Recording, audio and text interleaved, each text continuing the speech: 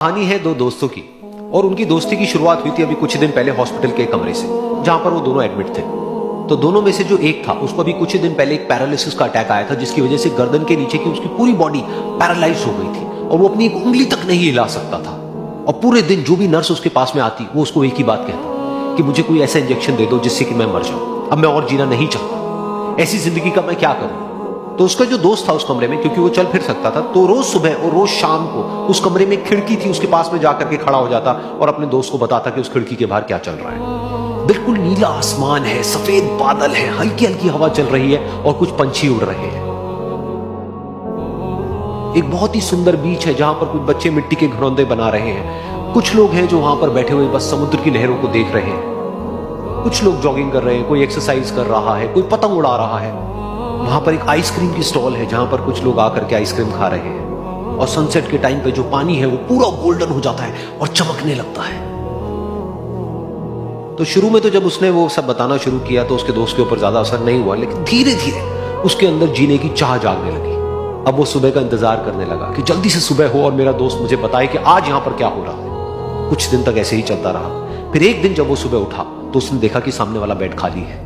फिर उसने नर्स को बुलाया और उससे पूछा कि क्या वो डिस्चार्ज हो गया है। तो नर्स ने कहा कि आपको तो उन्होंने बताया होगा, उनके पास कुछ ही दिन बाकी थे और कल रात को ही उनकी डेथ हो गई है। ये सुन करके उसके अंदर की उम्मीद पूरी तरह से टूट गई, क्योंकि सिर्फ उसका दोस्त ही था जिसने उसको बाहर की दुनिया से जोड़ा हुआ था, जिसकी वजह से वो जान पाता था कि बाहर क्या हो रहा है और ये दुनिया कितनी खूबसूरत है।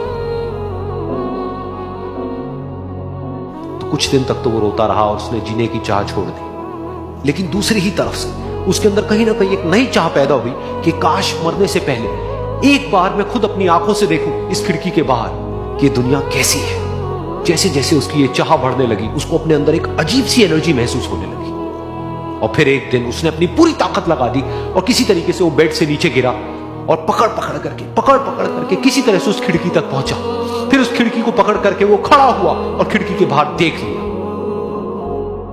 लेकिन खिड़की के बाहर देखते ही वो गुस्से से भर गया। उसने जोर से नर्स को आवाज लगाई और जैसे ही नर्स आई उसने नर्स से पूछा, ये तुमने क्या किया, ये खिड़की के बाहर काली दीवार क्यों खड़ी कर दी।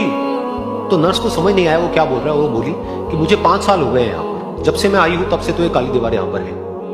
तब जाकर के उसको समझ आया कि उसका वो दोस्त उससे झूठ बोल रहा था। और उसने नर्स से पूछा, अगर ये काली दीवार पिछले 5 साल से यहाँ पर है तो मेरे दोस्त ने मुझसे झूठ क्यों कहा। तो नर्स थोड़ा सा मुस्कुराई और बोली कि मैं ये तो नहीं जानती कि उन्होंने आपसे झूठ क्यों कहा, लेकिन मैं इतना जरूर जानती हूं कि जो भी कुछ उन्होंने आपसे कहा उसी वजह से आप अभी अपने पैरों पर खड़े हैं।